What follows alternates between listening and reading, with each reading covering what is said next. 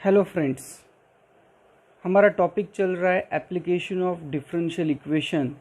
हमने last part में उसका फर्स्ट एप्लीकेशन देखा था पॉपुलेशन और बैक्टीरिया ग्रोथ का। इस पार्ट में हम सेकंड एप्लीकेशन देखने वाले हैं रेडियो एक्टिव डिके। तो उसके लिए मैं फर्स्ट एग्जांपल लेता हूँ। सबसे पहले क्वेश्चन रीड कर लेते, समझ लेते क्या है और फिर उसको सॉल्व करते। The rate of disintegration of radioactive element.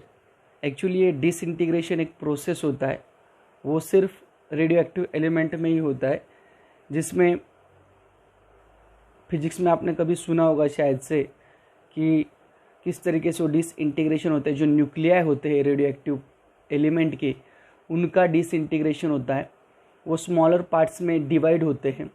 तो यहाँ पे वही हम पर्टिकुलरली क्वेश्चन में रीड कर रहे हैं कि जो उस पर्टिकुलर रेडियो एक्टिव एलिमेंट का जो डिसइंटीग्रेशन होने का जो रेट है किसी भी टाइम पे, वो किस पे डिपेंड रहता है, is proportional to its mass at that time. मतलब कोई भी जो रेडियो एक्टिव एलिमेंट है उसका डिसइंटीग्रेशन होने का जो रेट है वो किस पे डिपेंड रहेगा, उस एलिमेंट के मास के ऊपर डिपेंड रहेगा। तो हमें क्या कैलकुलेट करना है, find the time during which the original mass of 1.5 gram will be disintegrated into its mass of 0.5 ग्राम। तो टाइम हमें कैलकुलेट करना है बेसिकली कि उसका ओरिजिनल मास 1.5 ग्राम है, उसका डिसइंटीग्रेट होता है 0.5 ग्राम के अंदर, तो उसके लिए कितना टाइम लगता है।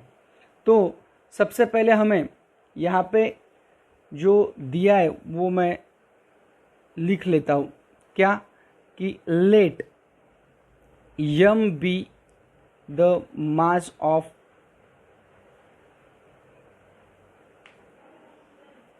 Radio active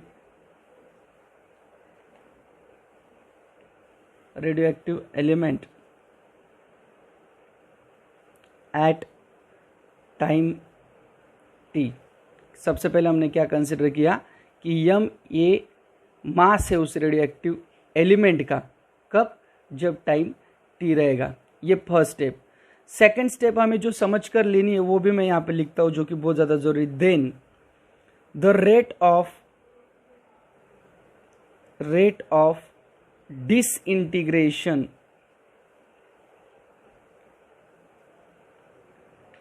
is dm by dt, जो किस पे डिपेंड है, विच इज प्रोपोर्शनल टू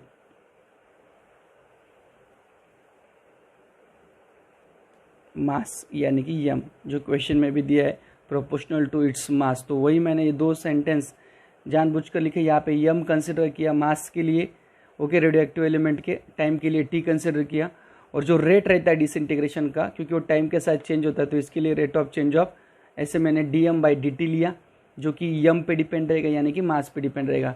तो मैं भी शुरू करता हूँ हमारा एक्चुअल सॉल्विंग कि dm बाई dt ये किस पे डिपेंड रहेगा, डायरेक्टली प्रोपोर्शनल टू यम।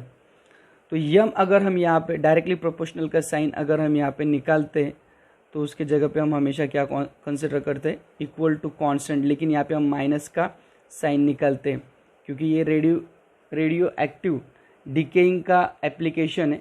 और जब भी रेडियो एक्टिव डिकेइंग का एप्लीकेशन का एग्जांपल रहेगा, तो जब भी आप डायरेक्टली प्रोपोर्शनल का साइन निकालेंगे तो उसको क्या करेंगे हम, इक्वल टू कांस्टेंट जब लिखेंगे तो माइनस साइन ऐड करेंगे। तो इसके लिए मैंने यहाँ पे माइनस साइन को ऐड किया, माइनस km।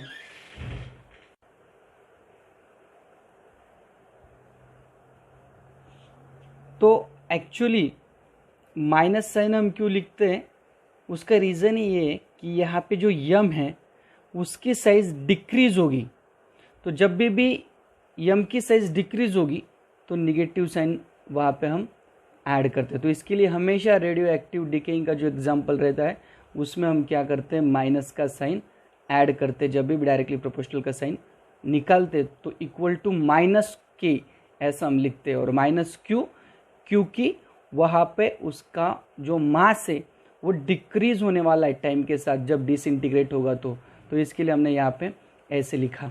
नाउ अभी यहाँ पे हमेशा याद रखना कि वेरिएबल सेपरेबल फॉर्म करना होता है इस स्टेप के बाद। वेरिएबल सेपरेबल मतलब कैसे, मैंने बताया था लास्ट पार्ट में कि जो भी यम है, यहाँ पे भी यम है, यहाँ पे भी यम है, वो एक साइड में लेके आते हैं। तो ये जो यम है यहाँ पे मल्टीप्लाइड इस साइड में आने के बाद डिवाइड हो जाएगा, डी अपॉन यम बन जाएगा। और ये जो डी टी है वो उस साइड में चले जाएगा, वो डिवाइड है उधर जाके मल्टीप्लाइड हो जाएगा। तो यहाँ पे हमें ये भी मिल गया। अभी हम डायरेक्टली इसका इंटीग्रेशन निकालेंगे। तो यहाँ पे लिखता हूँ इंटीग्रेटिंग ऑन बोथ साइड,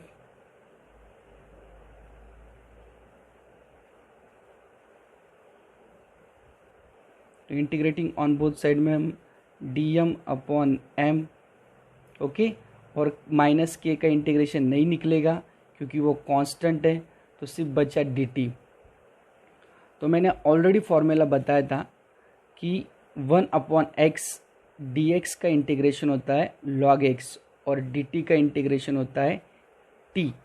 तो यहाँ पे मैं क्या करता हूँ, ये देखो 1 अपॉन एक्स मतलब 1 अपॉन एम का इंटीग्रेशन आएगा लॉग ऑफ एम माइनस के एज इट इज, और डी टी का इंटीग्रेशन कितना आने वाला है टी, और प्लस सी मैंने यहाँ पे लिख दिया। ओके, यहाँ तक मुझे ये मेन एक इक्वेशन मिल गया आफ्टर इंटीग्रेशन। लॉग एम क्यों आया, क्योंकि 1 अपॉन एम का इंटीग्रेशन लॉग एम आया और डी टी का इंटीग्रेशन टी आया। अभी इनिशियली उन्होंने क्या बताया वो कंडीशन हम यहाँ पे मेंशन करते हैं। इनिशियली मतलब कब, जब टाइम 0 रहेगा। तो मास कितना बोला है उन्होंने 1.5।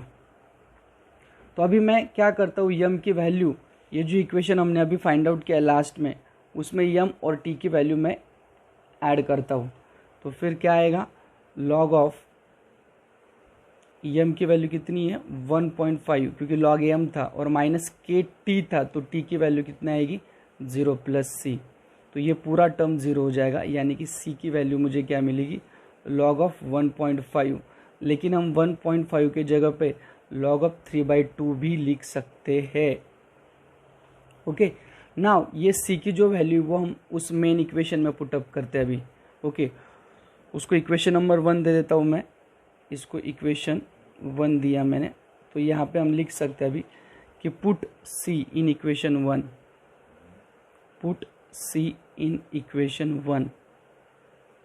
तो क्या मिलेगा फिर, अभी लॉग एम था पहले is equal to minus k T था और प्लस सी था, तो सी की जगह पे अभी हम क्या लिखेंगे लॉग ऑफ 3/2।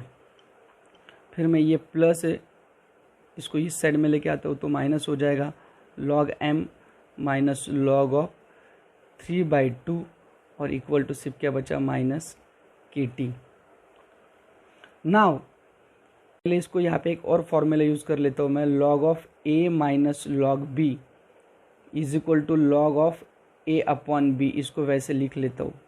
तो अगर ये फॉर्मूला मैं यहाँ पे अप्लाई करूँगा तो मुझे क्या मिलेगा, log of m upon 3/2 is equal to minus k t. तो ये 2 पर चला जाएगा यम के साथ, तो log 2m/3 is equal to minus k t. और अब मैं वो लास्ट वाला स्टेप उसमें ऐड करता हूँ।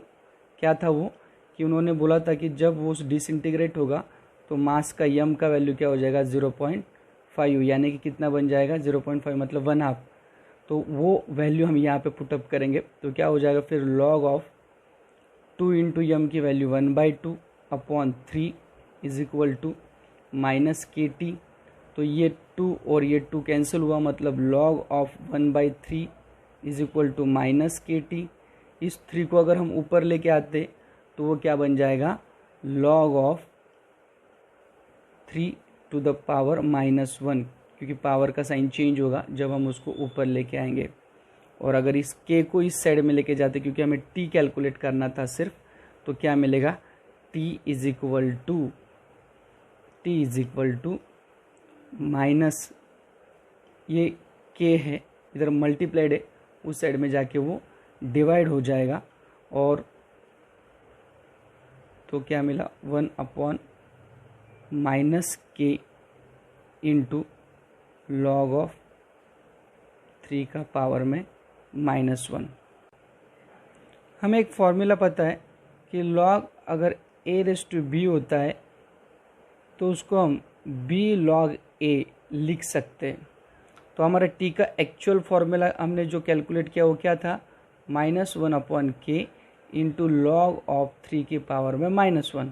तो मैं अगर ये यहाँ पे कंपेयर करता हूँ, इसको इसके साथ अगर कंपेयर करता हूँ तो ये -1 आगे आ जाएगा। मतलब इसको हम ऐसे लिख सकते हैं -1/k इंटू -1 इंटू लॉग 3, क्योंकि जो पावर था उसको हम आगे की साइड लेके आ सकते, जैसे b को लेके आए, क्योंकि ये फॉर्मूला है। नाउ अभी ये माइनस और ये माइनस क्या हो जाएगा, प्लस हो जाएगा। तो हमें क्या मिलेगा, सिर्फ 1/k log 3, and this is what our final answer. इस तरीके से हमने टाइम निकाला। Thank you.